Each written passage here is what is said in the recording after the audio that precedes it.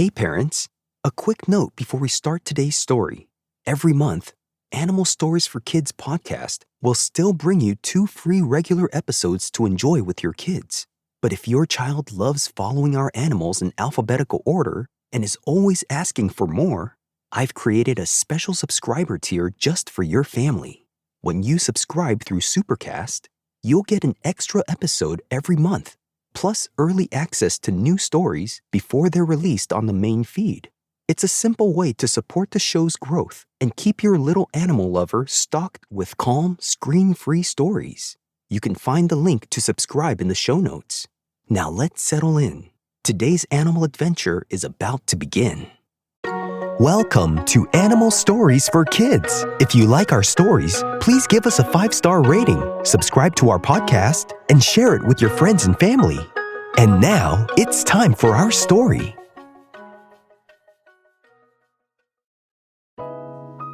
Once upon a time, there was a bearded vulture named Mavis. Mavis the bearded vulture lived on a rocky cliff ledge high in the mountains, where wind rushed cold and constant over stones, and the smell of snow lingered even in summer. And she spent her mornings watching the older vultures soar, and her afternoons cracking open the pieces of bone her parents brought to her nest. She was good at cracking bones. She liked the way they split under the pressure of her beak, revealing the rich marrow inside. And she liked sitting on the edge of the nest, her dark brown feathers ruffling in the wind, watching the world below. Mavis the bearded vulture watched the adults every day. She watched them circle high above the ossuaries, or the area with old animal bones. She would watch them with bones clutched in their talons. She watched them calculate and release them. And she watched the bones fall, spinning through the air, and shatter against a rock perfectly. It looked incredible. The older vultures made it seem effortless, their white and gold feathers gleaming in the sun as they soared away to find another bone.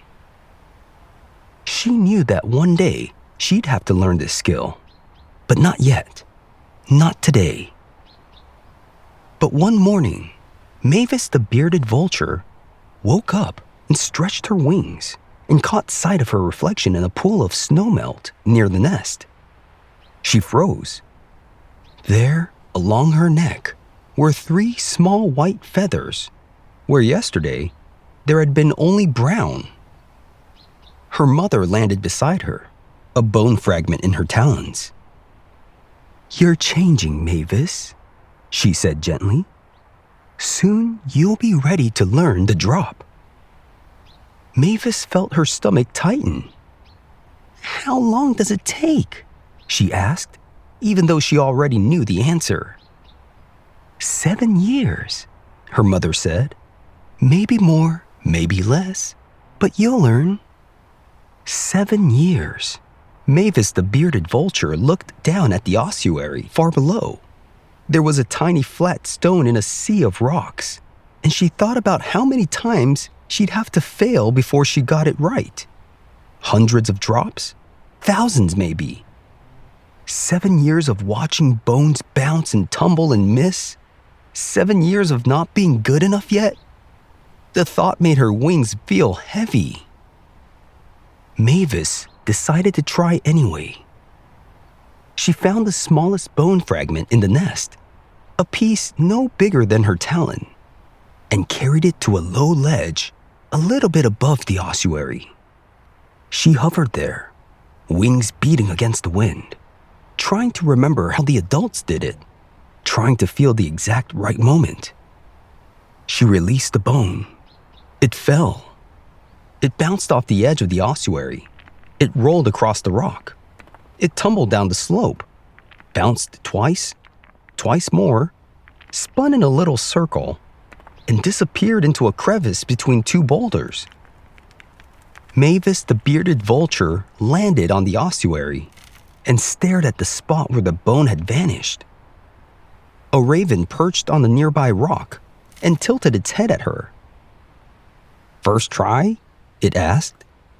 Mavis nodded. "You'll get it in a Oh, 7 or maybe 8 years, the raven said cheerfully, and flew away.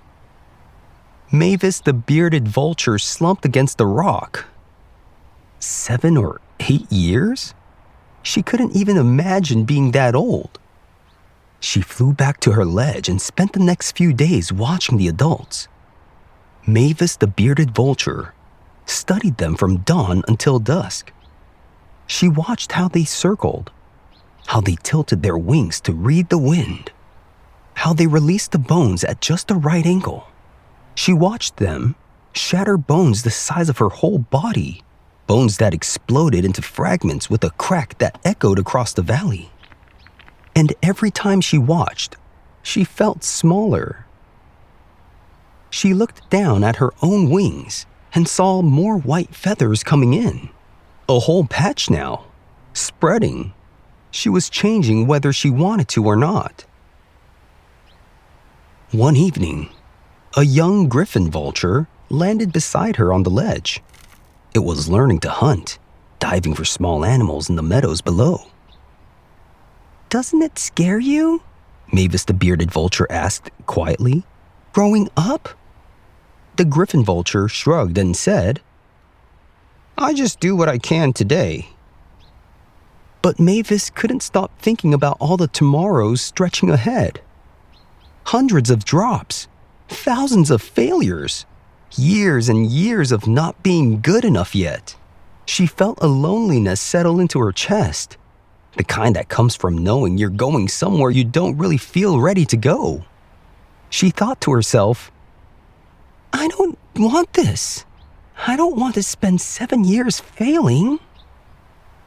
Mavis the bearded vulture flew to the highest ledge on the cliff, the ones where the adults launched from. The wind here was fierce and cold, and the ossuary below looked impossibly small. She looked out over the mountains, endless peaks and valleys, the sky so wide it made her almost dizzy. She thought about the 7 years ahead. She thought about how much she would change.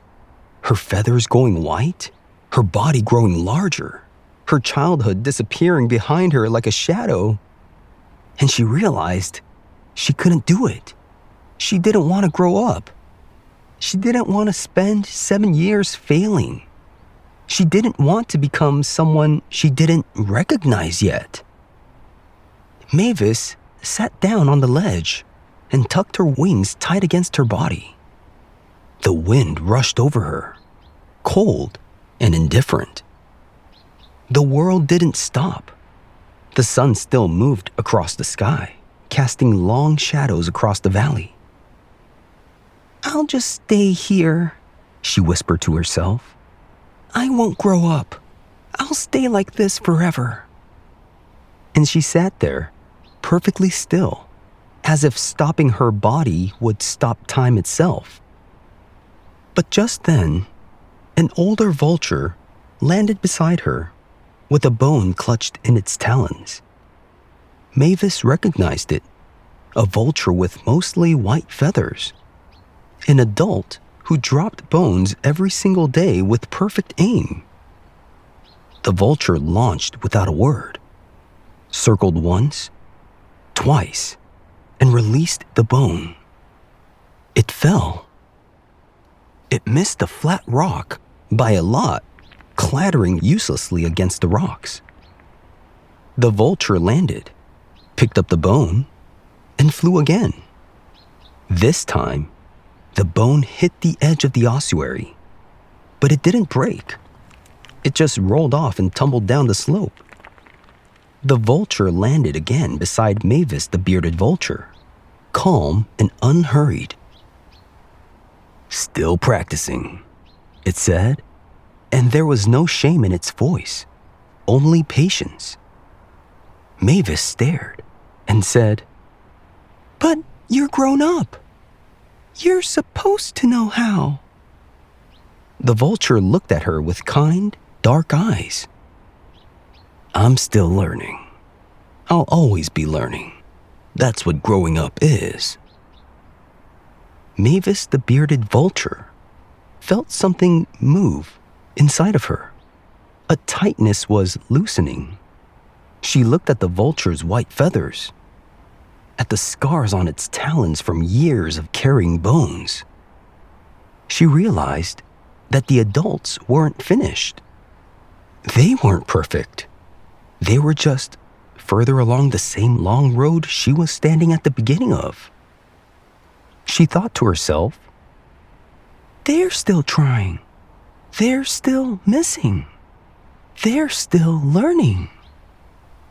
And for the first time, growing up didn't feel like a wall she had to climb. It felt like a path she could walk. Mavis picked up a bone, a small one, the kind she could carry, and flew to the low ledge again. Her heart beat fast in her chest.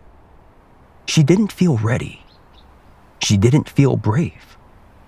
But she hovered above the ossuary and released the bone away. It missed. She landed, picked it up, and tried again. It missed again, but this time she noticed it landed closer, just a little bit, just enough. She looked up at the sky and thought about all the years ahead. 7 years, maybe more. And for the first time, it didn't feel like a prison. It felt like time. Time to learn.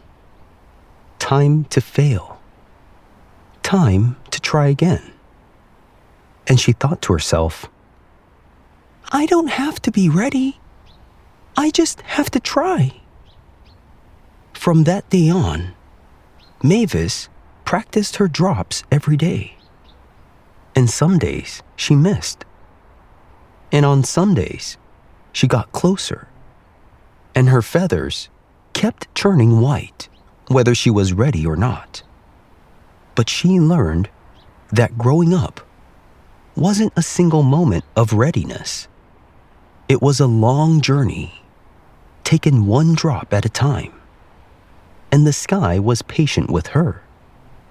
And she was learning to be patient with herself. And the bearded vulture lived happily ever after. The end.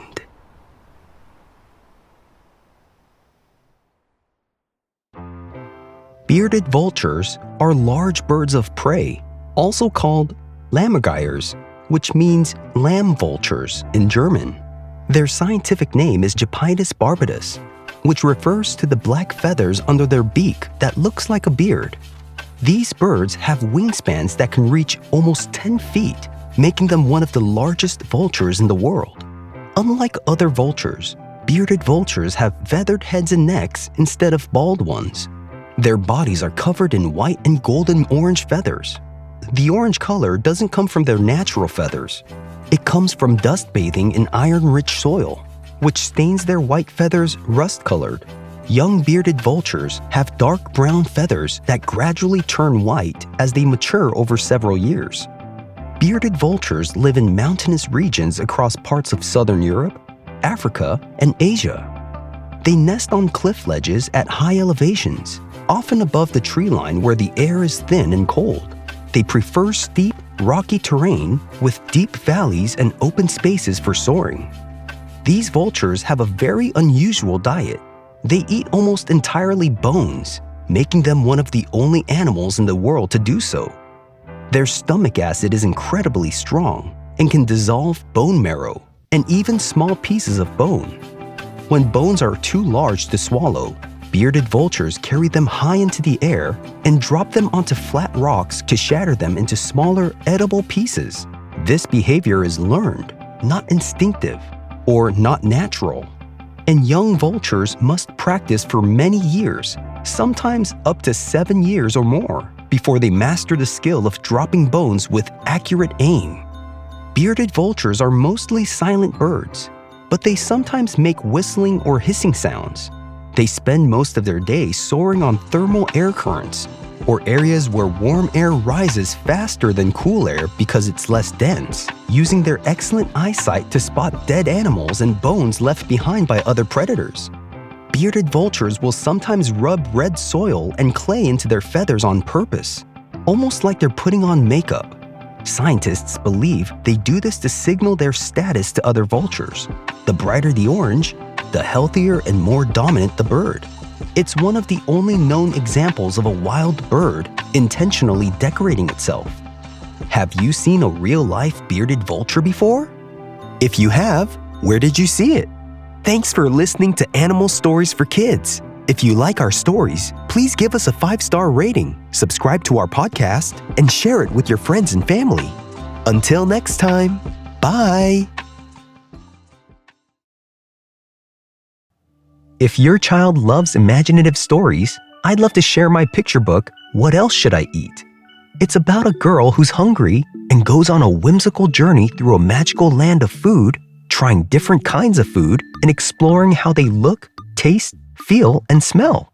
It's a fun way to show kids that eating different kinds of food can be exciting. The book is perfect for ages 3 to 6, and older kids enjoy it too. You can find What Else Should I Eat? On Amazon and other online bookstores. Find all the details in the show notes.